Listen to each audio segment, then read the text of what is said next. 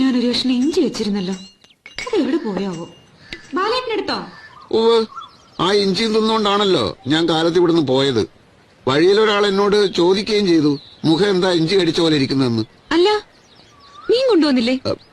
ജംഗ്ഷനിലെത്തിയപ്പോ മീനൊന്നും കണ്ടില്ല. എന്നിട്ട് പച്ചക്കറി വാങ്ങിച്ചോ? അത് ഞാനിന്ന് ഇത്തിരി കോഴിക്കറി വെച്ചാലോ എന്ന് ആലോചിച്ചു. അപ്പൊ കോഴിയെ വാങ്ങിച്ചോ? കോഴി അവിടെ ഇവിടെ നമ്മൾ വളർത്തുന്ന കോഴിയോ?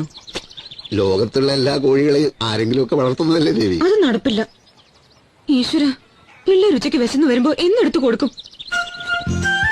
നിനക്ക് പിള്ളേരോടോ കോഴികളോടോ കൂടുതൽ ഇഷ്ടം എന്നുള്ളത് എനിക്കിപ്പോ അറിയണം.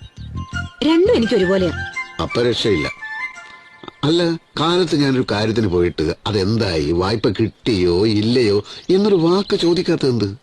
കിട്ടില്ലെന്ന് പോകുമ്പോഴേ അറിയാലോ. കൈക്കൂലിയെ പറ്റി എഴുതിയത് വായിച്ച് അങ്ങേര് തെറി